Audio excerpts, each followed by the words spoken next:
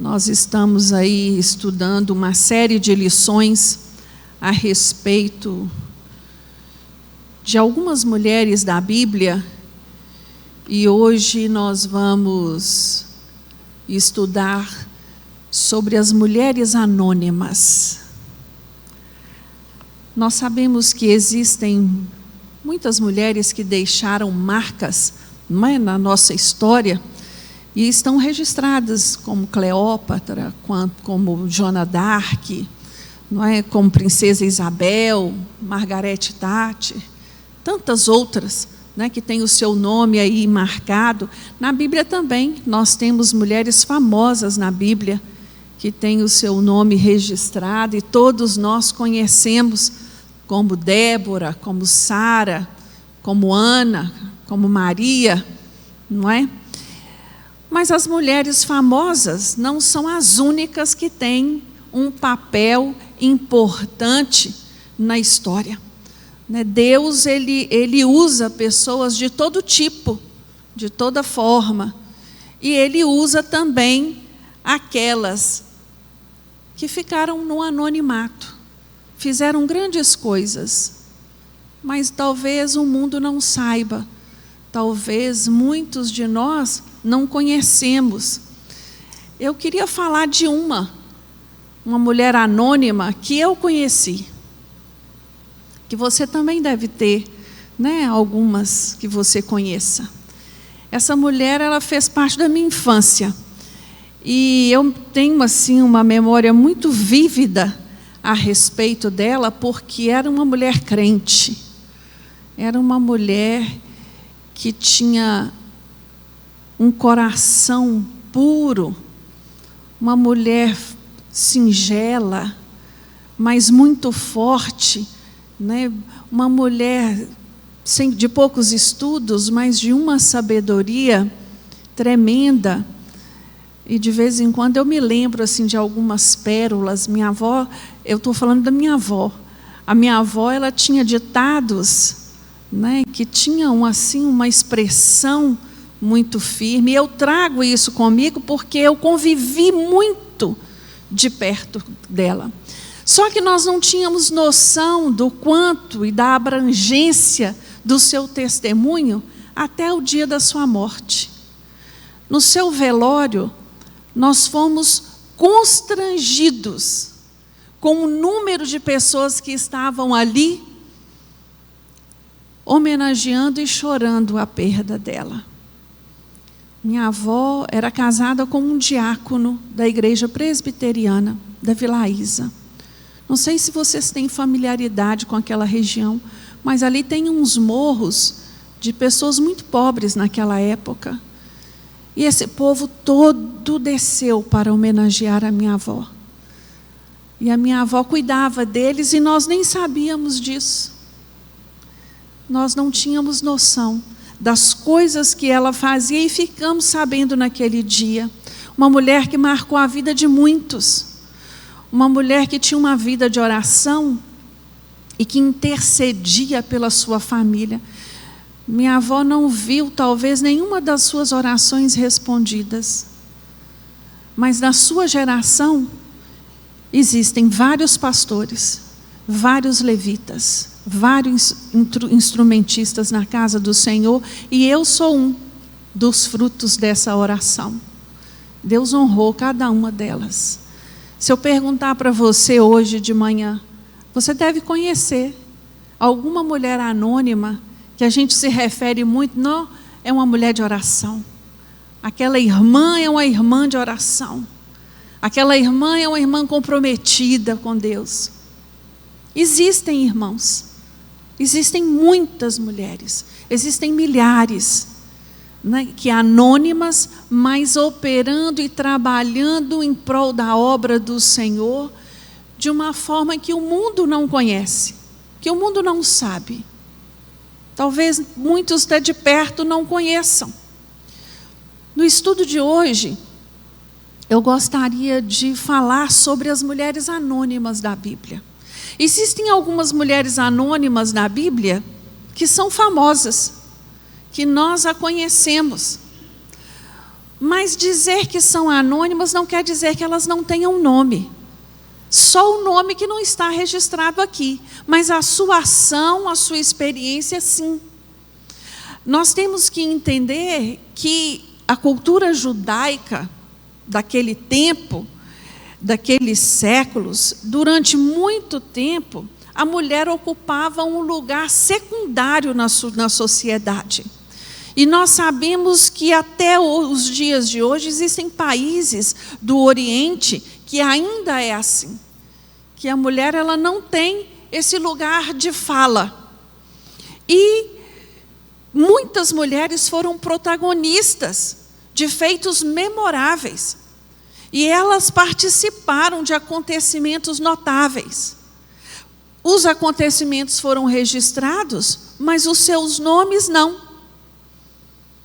E quando eu olho para os anônimos da Bíblia, principalmente das mulheres que nós vamos ver hoje, eu sinto que não tem esse nome ali de propósito. Porque eu e você podemos colocar o nosso nome ali. Nós podemos nos identificar com esses personagens anônimos de uma maneira tão próxima e tão íntima, que poderia ser o meu nome ou o seu, naquele lugar ali. Deus, Ele conhece cada um de nós. Conhece a nossa natureza, conhece a nossa profundidade, conhece aquilo que se passa no nosso íntimo.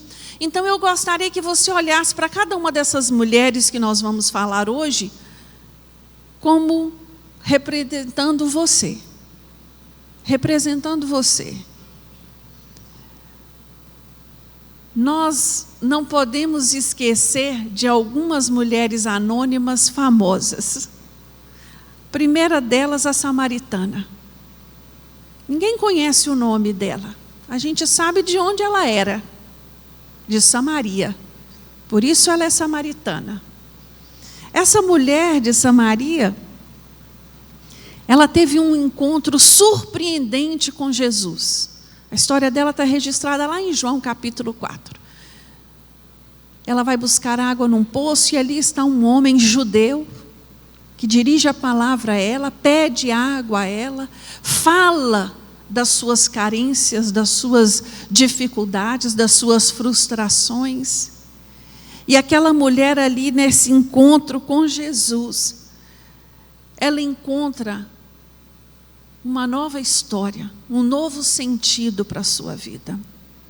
Essa mulher samaritana, ela vai se tornar a primeira missionária da Bíblia. Ela volta para Samaria, contando as boas novas e chamando todo mundo para conhecer Jesus.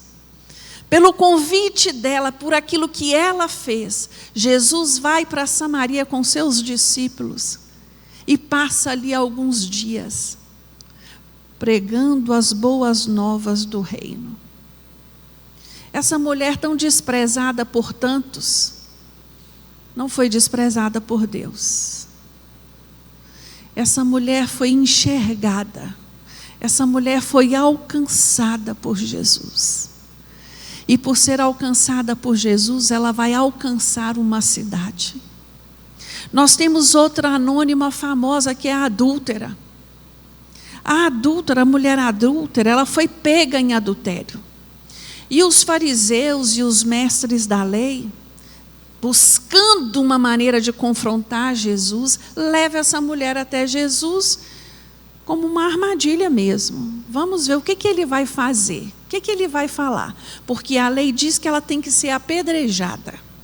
Então aqueles homens estavam sedentos para apedrejar aquela mulher e desmascarar Jesus. Encontrar uma maneira de complicar Jesus. E Jesus faz uma pergunta simples àqueles homens. Aquela mulher fugindo deles vai se encontrar numa rua sem saída e quem está lá aguardando ela é Jesus. Vocês acham que Jesus estava ali por coincidência? Não. Jesus tinha marcado o encontro com aquela mulher ali, no mundo espiritual. E ali, Jesus faz uma pergunta aos seus ofensores. Quem não tiver pecado aqui, atire a primeira pedra. Meus irmãos, às vezes a gente lendo o texto bíblico e olhando para essas palavras, parece algo simples. Mas você há de convir o peso que havia na autoridade de Jesus sobre estas palavras. E esta autoridade foi tão certeira na vida daqueles homens, que cada um foi deixando a sua pedra cair no chão e saindo de fininho. Irmãos, esta mulher ensina a mim e a você que nós temos um defensor, que Jesus Cristo é o meu e o seu advogado. É Ele que nos defende das acusações do inimigo. E isso é tremendo demais para a nossa vida. Tem outra mulher famosa na Bíblia, que está registrado lá em Mateus, no capítulo 9, que é a mulher do fluxo de sangue. Quem nunca ouviu falar dessa mulher? Que sofreu 12 anos de uma enfermidade, com uma hemorragia. Essa mulher não tinha mais recursos. Essa mulher vivia à mercê. Ela não podia se socializar, porque de acordo com a lei ela era impura. E ela, ouvindo falar de Jesus, ela pensa: se eu só tocar nele, se eu só tocar em Jesus, eu vou alcançar a minha vitória. Ela era consciente de todas as barreiras que a cercavam e que poderiam impedir o sucesso dessa empreitada. Então ela sabia que não tinha como chamar a atenção de Jesus para ela. Ela sabia que não podia ser vista no meio da multidão e ser reconhecida. Ela sabia. Então ela pensou: se eu só tocar, ninguém vai ver eu tocar nele. Mas Jesus a viu. Ninguém toca em Jesus e sai de qualquer jeito, irmãos. Jesus a viu. Ah, como essa mulher nos ensina. Nós temos outra que encanta meu coração de mãe, que é a mulher cananeia. Os judeus, eles eram um povo que se considerava puro, separado dos outros povos. Mas Jerusalém, por ser uma colônia romana, tinha muitos estrangeiros ali. E essa mulher cirofenícia estava ali. E ela havia ouvido falar de Jesus. E ela foi buscar Jesus, porque a sua filha estava atormentada por demônios. E o diálogo dessa mulher com Jesus, às vezes nos assusta. Porque a gente pensa assim: como Jesus teve coragem de falar não para ela? Como Jesus teve coragem de falar com ela da maneira que falou? Jesus disse a ela: por que eu vou tirar o pão dos filhos e dar aos cães? Você concorda comigo que essa resposta é uma resposta dura, irmãos? Na hora da sua aflição você ouvir isso? Mas Jesus estava testando a fé dela e ensinando uma lição preciosa a todos que estavam ali, principalmente os seus discípulos. Esta mulher, ela responde para Jesus: mas até os cães comem das migalhas que caem da mesa dos seus donos. E Jesus toma essa mulher pelos braços, e Jesus testifica da fé desta mulher. E a filha dela, lá na casa dela, onde se encontrava, foi alcançada pelo milagre. Irmãos, essa mulher nos ensina muito, que nós não podemos desistir no primeiro obstáculo, na primeira dificuldade, no primeiro não. Que nós devemos ser persistentes, que nós devemos buscar em prol dos nossos filhos, principalmente. Como essa mulher nos ensina. Eu gostaria hoje, nesta manhã, irmãos, de estudar com vocês sobre 3 mulheres. Quer dizer, na verdade, uma mulher e 2 grupos de mulheres que a gente não ouve muito falar delas. A gente lê os textos, elas estão ali registradas, mas a gente não ouve pregação a respeito delas, a gente não ouve muito falar a respeito, mas cada uma delas tem tanto para nos ensinar, tem tanto para nos falar nesta manhã. A primeira delas, eu gostaria de falar sobre a esposa de Noé. Alguém aqui sabe qual é o nome da esposa de Noé? Se você souber, me fala, porque eu não sei. A Bíblia não diz.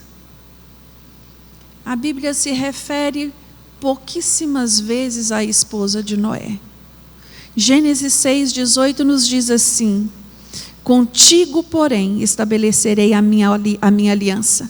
Entrarás na arca, tu e contigo os teus filhos, a tua mulher e as mulheres de teus filhos. O contexto em que essa família vivia era um período de um caos total, de perversidade, violência, imoralidade, tudo que você pensar de ruim estava acontecendo neste momento. E a Bíblia nos fala que o Senhor viu tudo e viu todos, e que isso pesou o seu coração. E o Senhor chegou um momento do basta, e Ele procura Noé e anuncia a Noé o que iria acontecer. Ele dá orientações a Noé do que ele faria. E durante este período, que durou mais de 100 anos, a construção da arca, a qual Deus deu a ele todas as medidas, começa ali no capítulo 6 do livro de Gênesis. Deus foi instruindo Noé do que ele ia fazer. Hebreus vai fazer uma referência linda a Noé, vai dizer que, movido por santo temor, construiu uma arca para salvar a sua família por meio da fé. Por meio da fé. Noé creu nas palavras de Deus, e ele se prontificou em fazer. Nós podemos acreditar que os filhos de Noé ajudaram na construção? Sim. Nós podemos acreditar que a esposa de Noé ajudou na construção? Sim. Que as noras de Noé também ajudaram nessa construção? Sim. Essa família, ela se empenhou, ela entendeu a palavra de Deus e acompanhou Noé. Mas daquela sociedade, daquele tempo, ninguém mais creu, ninguém aceitou, e ninguém, além da família de Noé, entrou na arca com eles. Todos estavam despercebidos, vivendo outras coisas. O juízo de Deus, o juízo divino sendo anunciado, e as pessoas vivendo a vida. Isso te parece alguma coisa familiar? A palavra sendo proclamada. Há uma comentarista que ela diz de uma maneira, bem engraçada, que nós temos mais informações sobre os animais que entraram na arca do que da mulher de Noé. A Bíblia fala mais desses animais do que desta mulher. É uma realidade de muitas mulheres anônimas. Existem muitos homens de destaque que ninguém conhece a sua esposa. Mas nós sabemos que por trás de um grande homem há o quê? Uma grande mulher. Uma grande mulher. E nem sempre o nome dela está estampado. O anonimato é um problema, irmãos? Não. Nenhum. Até porque a Bíblia diz que o Senhor escolheu as coisas do mundo insignificante para quê? Para confundir os que são. Apesar de um mundo igual ao nosso hoje, em que a necessidade de ser reconhecido é muito grande, através da internet, nós vemos aí coisas que antigamente não se via. nós vemos tanta atrocidade em troca de sucesso que chega a ser assustador, em troca de reconhecimento. Esta mulher, ela viveu no seu anonimato, ela escolheu servir a Deus, e eu fico me perguntando algumas perguntas a respeito da esposa de Noé, que eu não sei se você já parou para pensar nisso. Será que ela nunca pensou em desistir daquele projeto? Será que tudo foi tão simples e fácil para ela? Noé falou, está falado, pronto, isso. Será que foi assim mesmo? Será que ela não teve as suas dúvidas? Será que ela não teve as suas dificuldades? Será que a sua fé também não estava sendo testada ali? Irmãos, eu não sei se vocês pensam assim, mas eu, por viver o ministério pastoral, eu sei, não é fácil ser casado com um pastor, casado com uma pastora. O chamado pastoral nem sempre é para os dois. Quando olhamos para o pastor Rimac e a pastora Georgia, nós todos que estamos aqui sabemos que ela não é pastora porque é esposa dele. Não é verdade? Ela tem chamado de pastora. Ela tem ministério de pastora. Mas nem sempre. Tem mulheres de pastores que não é uma coisa simples para elas. Não é uma coisa fácil. E eu fico imaginando essa mulher, neste contexto, neste cenário. Será que você, independente de homem ou mulher, você teria coragem de construir uma arca para salvar a sua família nos dias de hoje? Não estou dizendo isso de forma literal. Você teria coragem de ir contramão à cultura de hoje para salvar a sua família? Será que nós cristãos temos feito isso? Temos obedecido a palavra de Deus de tal forma que temos vivido uma vida na contramão da cultura que nós estamos vivendo hoje?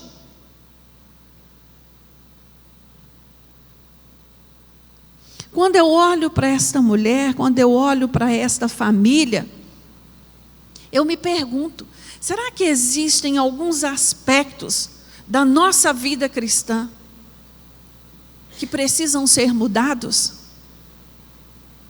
Será que nós estamos vivendo em obediência à palavra de Deus ou em conformidade com o mundo?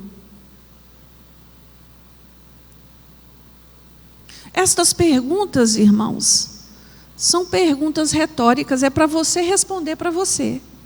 É para você parar para pensar. Será que eu estou sendo muito complacente com as coisas que acontecem aí fora? Eu estou achando muito natural, eu estou achando tudo muito normal, todo o caos, toda a violência, toda a imoralidade? Ou será que umas coisas me incomodam, outras não? Ou será que eu acho, não, isso aqui não tem problema? A palavra de Deus foi escrita numa época diferente, então nós vivemos em outro momento hoje.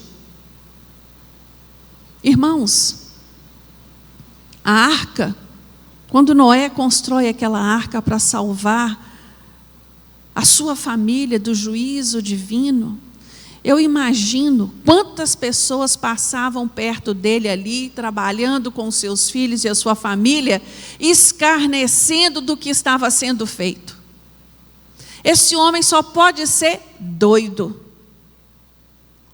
Onde esse homem acha que vai parar com isso? Agora ele enlouqueceu de vez.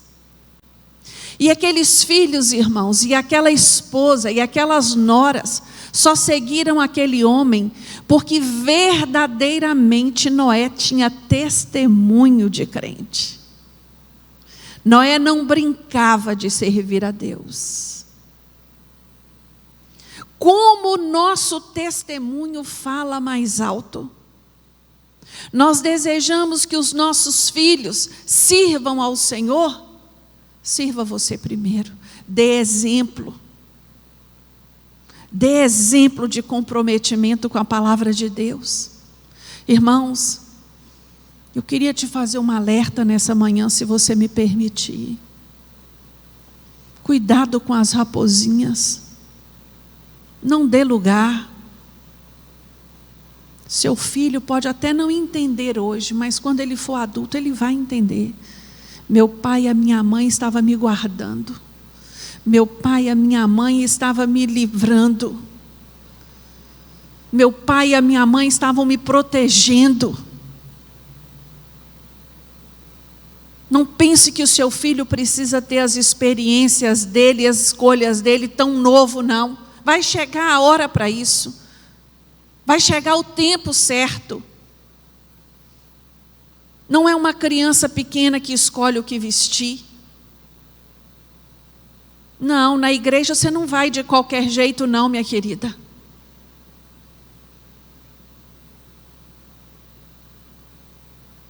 Irmãos, aqui na igreja tem uma clínica de psicologia, todos vocês sabem disso. E às vezes eu atendo o telefone da igreja e são pessoas procurando ajuda psicológica. Na maioria, não me arrisco aqui em dizer, são pais procurando ajuda a respeito dos filhos. E sexta-feira ligou uma senhora dizendo: eu preciso de ajuda urgente com o meu filho. Aí eu falei com ela: deixa eu explicar para a senhora, nós não temos vaga para urgência. Nós temos uma lista de nome, a senhora vai pôr o nome, né, e tudo. Eu posso anotar os dados da senhora? Ela falou: pode, mas coloca aí urgente. Falei: coloco. Aí eu fui pegando o nome. O tratamento é para quem? Ah, é para o meu filho. Quantos anos tem o filho da senhora? 11. Hoje, tem muitos pais, me perdoe se você se ofender por isso, por favor, me desculpe, mas tem muitos pais encostando em diagnósticos que ali tem mais é falta de limite e falta de respeito do que qualquer outra coisa. Muito cuidado. Muito cuidado, pondere. A Bíblia ensina a criar filho. A Bíblia ensina tudo na vida do homem. E uma das coisas que ela ensina é educar filho. Enquanto ele for menor, enquanto viver debaixo do seu teto, é debaixo das suas regras. Ele pode até vir a desviar, porque nada disso garante. Não é? Ele pode.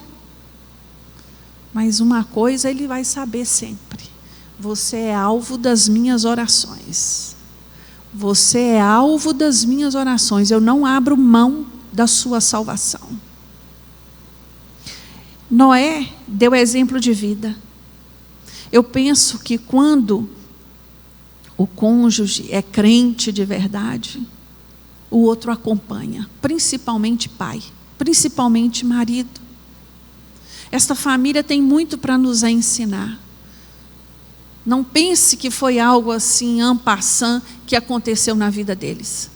Foram muitos anos construindo a arca. Muitos anos, muitas décadas construindo a arca.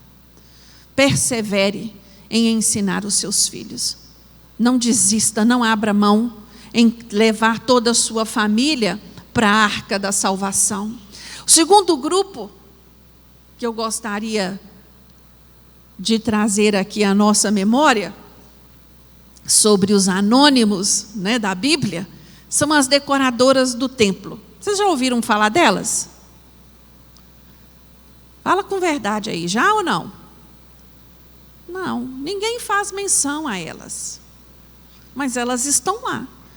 No livro de Êxodo, no capítulo 35, 5, nos diz assim: todas as mulheres hábeis traziam o que por suas próprias mãos tinham fiado: pano azul, púrpura, carmesim e linho fino. Essas mulheres estavam ali naquele grupo que saiu do Egito e, caminhando pelo deserto, Deus dá a esse povo as leis para se diferenciar do povo pagão e dá a eles também direção de como ele gostaria de ser adorado por eles. Então Deus vai dar para Moisés as medidas, tudo aquilo que ele gostaria que o tabernáculo fosse feito. Todos os detalhes do tabernáculo foi passado por Deus. Inclusive os tecidos que seriam usados e a cor dos tecidos que seriam usados. Estas mulheres, elas atenderam a esse chamado. E elas se dispuseram. A Bíblia diz que no versículo 22 do capítulo 35, que todos os que se dispuseram, tanto homens como mulheres, trouxeram e apresentaram seus objetos como oferta perante o Senhor. É lógico, irmãos, que de toda aquela população que estava ali, alguns devem ter tido dificuldade de entregar, de doar. Vocês se lembram do registro de que quando eles saíram do Egito, o povo egípcio presenteou aquele povo saindo com ouro, com prata? Vocês se lembram disso? Talvez muita gente ali teve dificuldade de doar aquilo que ele tinha de melhor para o templo. E assim é até o dia de hoje. Tem gente que nos dias de hoje tem dificuldade de entregar a 10ª parte do salário dele. Não, eu vou entregar só a 6ª parte. O restante eu vou fazer outra oferta aqui, eu vou fazer outra acolá. Quer dizer, ele mesmo estabelece as regras dele. Mas a Bíblia, irmãos, ela nos deixa muito claro que a fidelidade, que a generosidade, a gratidão e o contentamento com o que temos são atitudes que agradam a Deus. São atitudes que agradam a Deus. Você pode achar o que você quiser achar, porque é o direito seu de achar. Mas o seu achômetro não muda o que está na Bíblia. Você entende isso, irmão? Não muda. Não muda. E estas mulheres, elas entregaram tudo. Eu imagino estas mulheres tecendo dentro daquelas barracas escuras, sentadas no chão, dia e noite ali dispostas a fazer os tecidos, que não era pedacinho de pano. Pelas descrições, era muito tecido que tinha que ser usado ali. Então, era feito no tear. O tear, a foto mais remota que eu encontrei foi essa. Imagina quanto tempo se leva para tecer um tecido de uma forma tão rudimentar quanto essa. E elas ali, movendo. E a Bíblia diz que elas só pararam quando Moisés disse: ninguém traz mais nada, nem um homem, nem uma mulher. Traz mais nada, porque já foi tudo certo, já está tudo certo. Tudo que tinha que ser oferecido para o santuário já está pronto. A obra de Deus foi suprida. Todos ali trabalharam com habilidade, com zelo e generosidade, para que o tabernáculo fosse concluído. Tudo foi feito.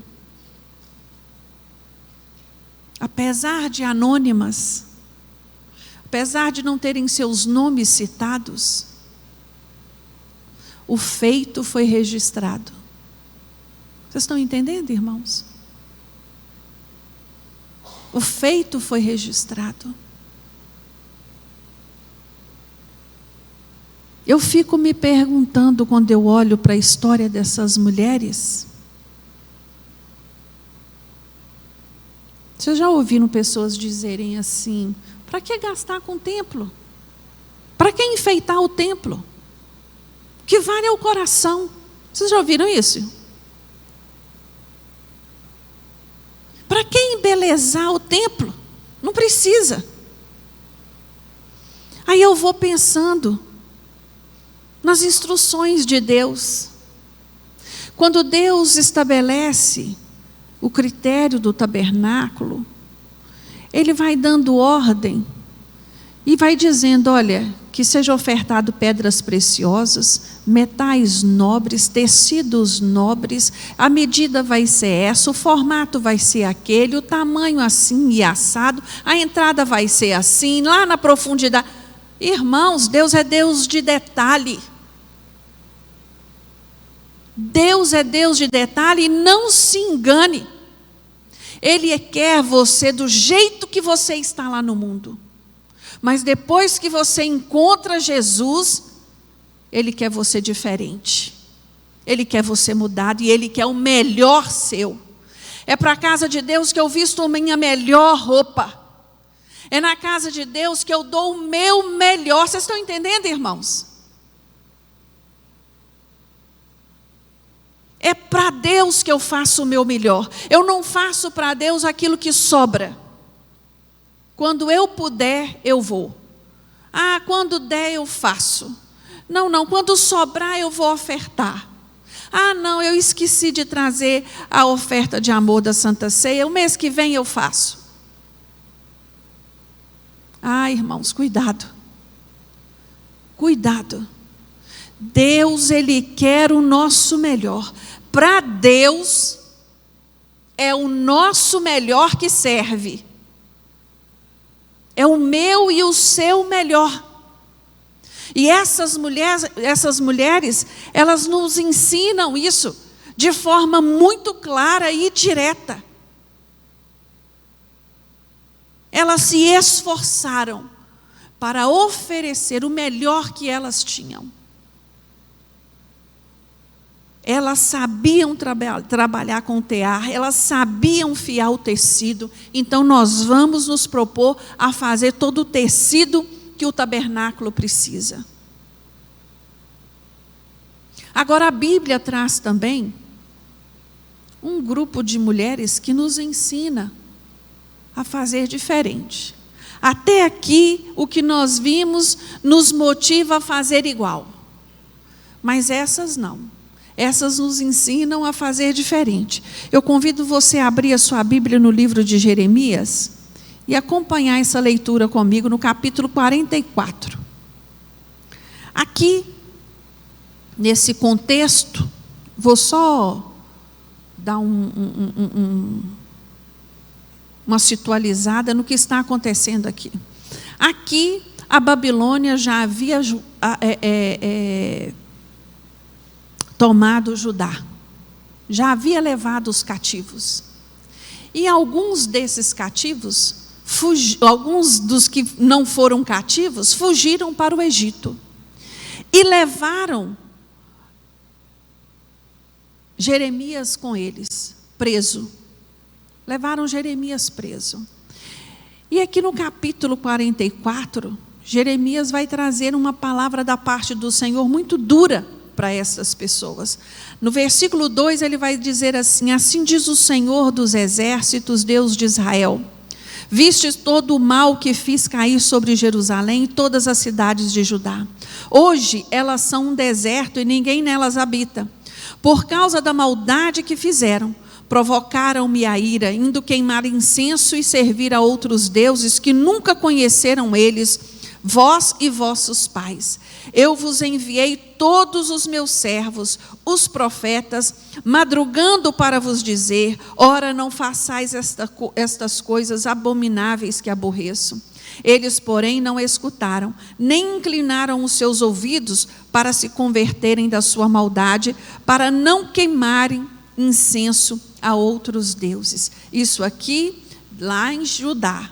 Lá eles estavam sendo contaminados Deus estava fazendo uma retrospectiva aqui da contaminação por religião pagã da Cananeia, né? Aí ele vai dizer no versículo 8: por que me provocais a ira com as obras das vossas mãos, queimando incenso a outros deuses na terra do Egito, onde entrastes para morar?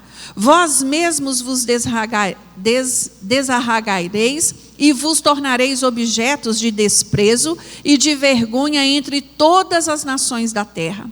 Esquecestes já as maldades dos vossos pais, as maldades dos reis de Judá, as maldades das suas mulheres, as vossas maldades e as maldades das vossas mulheres cometidas na terra de Judá e nas ruas de Jerusalém?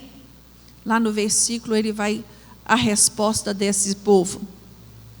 Então responderam a Jeremias todos os homens que sabiam que as suas mulheres queimavam incenso a outros deuses e todas as mulheres que estavam em pé, grande multidão, como também todo o povo que habitava na terra do Egito em Patros, dizendo: quanto à palavra que nos anunciastes em nome do Senhor, não te obedeceremos. Disseram um não retundante para Deus. No versículo 24, Jeremias vai dizer assim: disse mais Jeremias a todo o povo e a todas as mulheres. Irmãos, presta atenção nessa escrita: a todo o povo e a todas as mulheres. Aqui o autor faz uma ênfase a estas mulheres. Séculos haviam se passado. Este povo aqui, do capítulo 44, eles estavam habitando na terra prometida. Não havia mais tabernáculo, havia sim o templo magnífico que Salomão havia construído. Estas pessoas, elas ouviram pregações, ouviram profetas, ouviram relatos, ouviram testemunhos do agir de Deus. E elas, mesmo tendo ouvido tantas advertências da parte de Deus, escolheram queimar incenso a outros deuses lá em Canaã. Por causa da idolatria deles, eles foram alcançados, foram levados cativos para a Babilônia. Eles não quiseram ouvir. Alguns acharam melhor fugir para o Egito e fugiram como esses. Chegando no Egito, a prática mudou? Não, mudou só os deuses. Voltaram a queimar incenso para esse povo. Trocaram a religião dos deuses pagãos de Canaã para os deuses pagãos do Egito. E ainda vão se explicar para Jeremias que quando eles paravam de queimar incenso a esses deuses, faltava comida. E que quando queimavam, eles tinham provisão.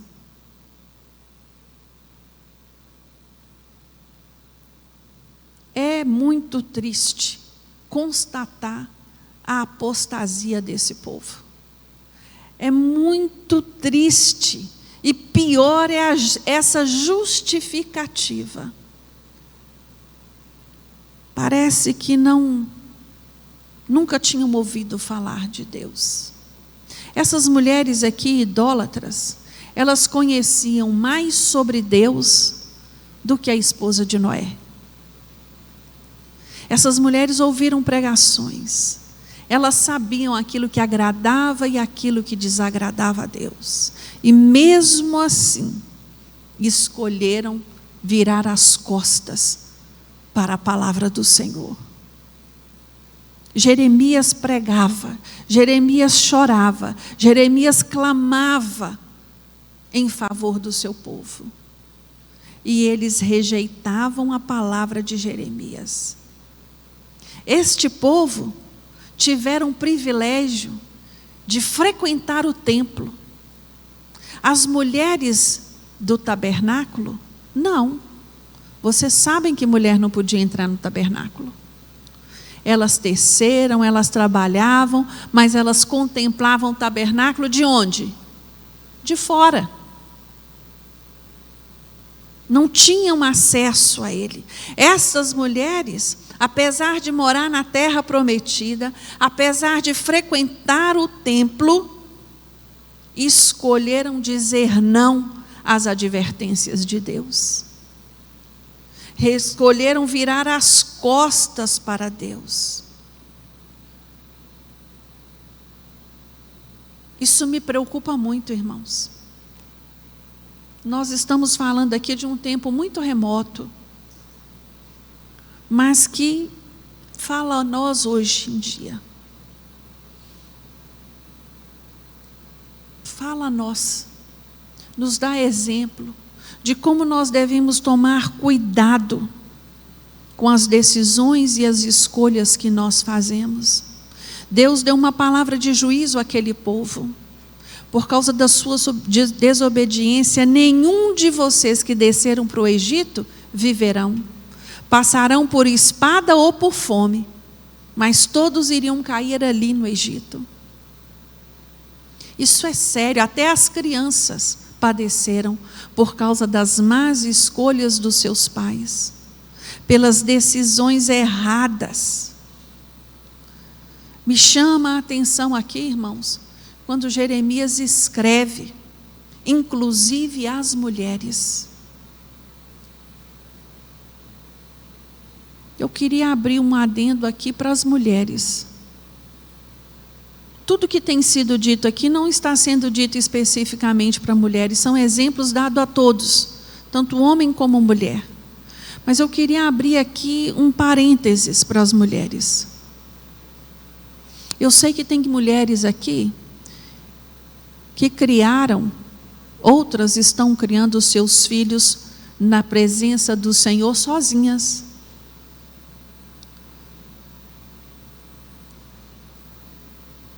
Não abra mão, meu irmão. Não abra mão, minha irmã.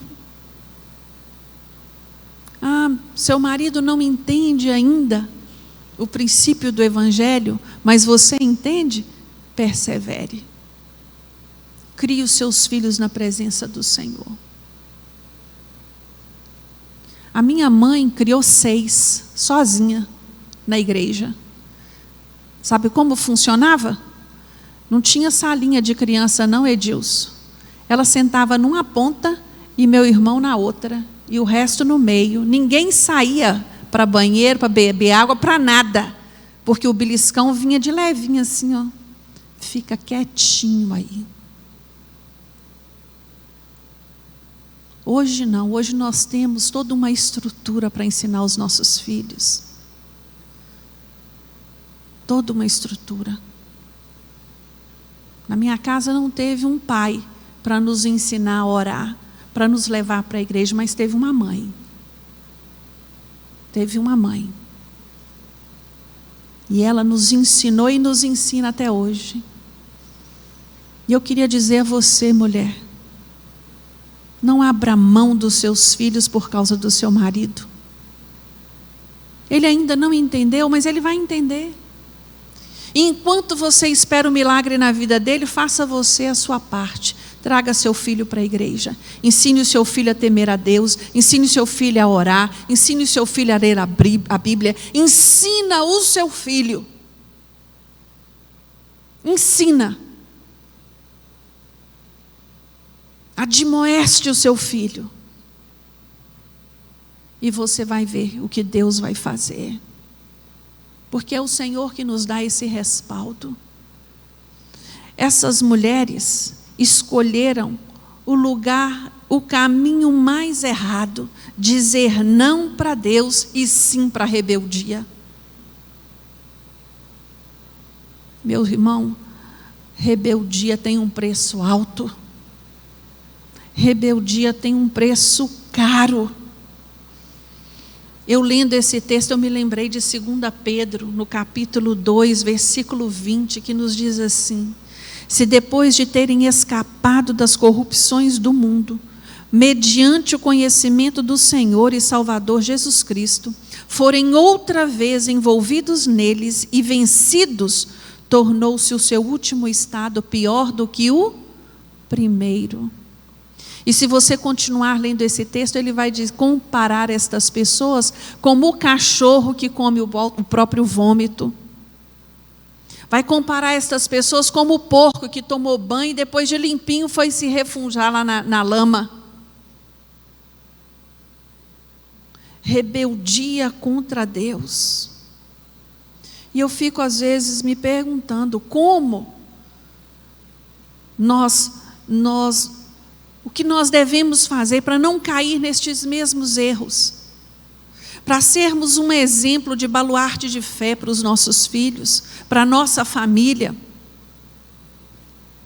Irmãos, eu tenho uma família grande, graças a Deus por isso. E esses dias eu fiquei sabendo de uma pessoa que assiste todo o nosso culto aqui, vocês acreditam nisso? E é católico.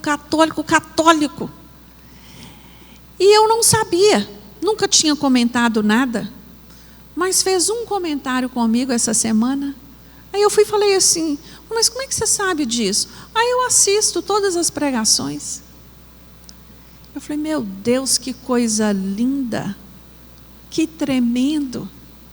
É assim que nosso Deus faz, Ele arruma um jeito de alcançar os nossos.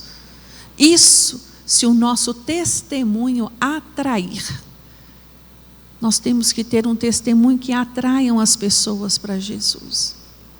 A mulher de Noé, a esposa de Noé, as decoradoras do templo e as idólatras, todas foram citadas na Bíblia.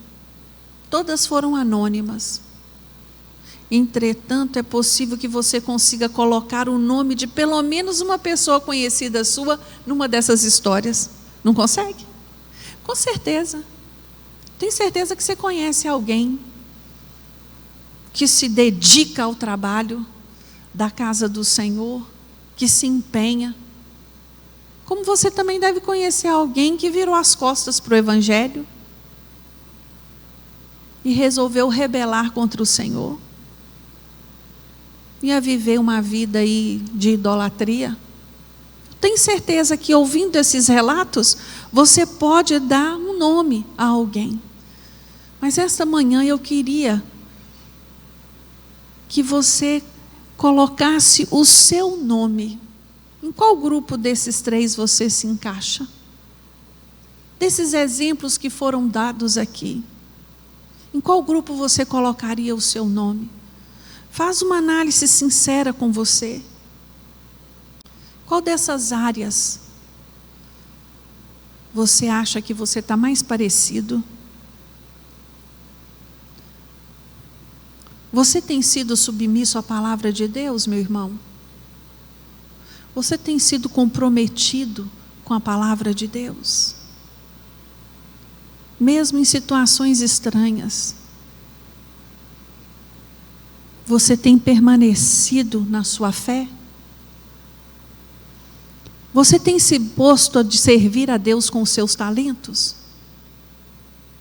Irmãos, eu não sei se vocês têm observado, parece brincadeira, mas não é. Vocês têm notado que as escolas bíblicas têm rodado e o assunto volta sempre em quê? E me dispor a trabalhar na obra do Senhor. Vocês têm percebido isso? Qual o meu talento? O que eu tenho feito? Eu tenho colocado meus talentos à disposição do Senhor? Como as mulheres do tabernáculo? Eu tenho me disposto a servir? Ou eu tenho cedido às pressões da cultura deste mundo, como as idólatras? Não, choveu muito esses dias. Olha que dia lindo que está hoje. Para que eu vou para a igreja? Vou nada. Vou vou tomar um sol, vou andar de bicicleta. Eu vou para o clube agora cedo. Irmãos, nada disso é mal. O mal está na ordem. Vocês estão entendendo? Não tem problema nenhum você querer fazer um exercício na hora do culto, tem problema. É a prioridade. O mundo diz assim, faz aquilo que te dá prazer. Seja você feliz. Preocupe com a sua felicidade. Ah, irmãos, isso é um engano. Isso não existe, não. Isso não existe. O Evangelho de Cristo vai na contramão desses princípios. O Evangelho de Cristo me ensina a fazer o outro feliz, a ajudar o outro a ser feliz, a fazer o bem para o outro, a obedecer a palavra de Deus, a cumprir com meus compromissos, inclusive com a casa do Senhor. Queria te convidar a ficar de pé. E eu queria que você pensasse em todas essas mulheres anônimas, as quais nós mencionamos aqui, e de tantas outras que tem na Bíblia, que tem aí fora, que você conhece, que você já ouviu falar, né? Famosas ou desconhecidas, mas cada uma com uma virtude, cada uma com seus defeitos, né? Para nos ensinar, tudo registrado aqui para a nossa edificação, né? Esses exemplos estão aqui para nos ensinar algo a mais, para falar conosco, para nos despertar, para mostrar a mim e a você que há um padrão, que há uma maneira de servir a Deus, que eu não sirvo a Ele de qualquer maneira. Eu não sirvo a Deus com base naquilo que eu acho, mas sim com base nos princípios que a Bíblia estabeleceu para a minha vida. O próprio Deus, Ele estabeleceu como Ele quer ser servido, como Ele quer ser adorado. Isso não é coisa de homem. É a Bíblia que nos ensina assim. Então, para de querer lutar contra isso. Deixa Deus trabalhar na sua vida. Deixa Deus agir na sua vida. Se prontifique a isso. E eu queria nesta manhã te convidar, se tem alguma área da sua vida ainda, que você, olhando para você mesma, você reconhece que precisa ser mudado. Meu Deus, eu tenho tempo para tantas coisas, mas não estou tendo tempo para a sua casa. Meu Deus, eu trabalho tanto que mal tenho força para vir à igreja. Meu Deus, eu faço tantas coisas, mas não tenho tido disponibilidade para fazer nada na casa do Senhor. Fala com Deus, fala com o Senhor, que esse ano de 2025, meu irmão e minha irmã, seja um ano diferente na sua vida de comunhão. Seja um ano marcado por coisas novas. Todas as vezes que eu oro, eu falo com o Senhor: Senhor, eu quero viver coisas novas no meu ministério, na minha vida familiar, na minha casa. Eu sei que o Senhor tem coisas novas para a minha vida. Então se dispõe a isso. Viver em novidade de vida. Basta com a mesmice. Entra ano e sai ano é a mesma coisa? Não. Fecha seus olhos agora, coloca a mão no seu coração. Isso é um gesto, irmãos, de humildade, de reconhecimento. Fala você com Deus: Senhor, eis-me aqui. Me usa da maneira que lhe apraz. Senhor, quando eu olho para mim mesmo, eu não vejo muita coisa. Mas o Senhor enxergou em mim algo que às vezes eu não sou capaz de ver. Mas eu quero te dizer nesta manhã: Senhor, eu me coloco à tua disposição. Eu me disponho a ser usado por ti. Eu me disponho a fazer aquilo que o Senhor deseja na sua obra. Fala ao meu coração, Deus, o que eu posso fazer. Me desperta, me ajude, me ensina a organizar o meu tempo, para que eu possa ter um pouco mais de tempo para te servir, para estar na tua casa, estar na tua presença. Oh Deus, nós desejamos uma vida, Senhor, comprometida com a tua palavra. Quando olhamos para todos os exemplos destas mulheres, uma coisa grita aos nossos olhos: obediência à tua palavra. Obediência à tua palavra. A tua palavra nos diz que o Senhor não quer sacrifício, mas sim obediência. Nos ensina, Deus, a obedecer a tua palavra, a andar nos teus caminhos, a fazer a tua vontade. Ó Espírito Santo de Deus, aquele que capacita o homem, nos capacite, nos tire dessa zona de comodismo, nos desperte a viver experiências novas com o Senhor, pois nós sabemos que o Senhor chamou o crente para viver em novidade de vida, e é isso que desejamos para nós, meu Deus. Trabalha, Senhor, na vida de cada um dos meus irmãos que estão aqui na igreja, na vida daqueles que estão nos assistindo. Deus, alcança-os com a tua poderosa mão, faça a diferença. Desperta, Deus. Nós estamos vivendo o tempo do fim. Nós sabemos que a volta de Jesus está às portas. Não nos deixe, Deus, como as noivas displicentes. Ah, Senhor, queremos estar atentos a tudo o que está acontecendo no mundo espiritual. Mas para isso necessitamos de estar cada vez mais achegados a Ti. Meu Deus, trabalha na Tua igreja. Opera, Senhor, o Teu mover no nosso meio. Que esta igreja, Deus, seja uma igreja marcada pela presença do Teu Espírito. Seja marcada pela Tua palavra.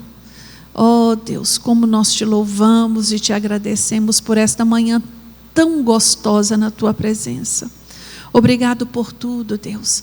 Que à noite possamos estar aqui no culto de adoração ao Senhor, com o nosso coração alegre, com o nosso coração grato pela oportunidade de estar na Tua casa em comunhão com os nossos irmãos. Leva-nos, ó Deus, para a nossa casa em segurança, que tenhamos um restante de domingo agradável, que o nosso almoço seja um almoço gostoso em família, e nos abençoe, Deus, pois é a Tua bênção que necessitamos.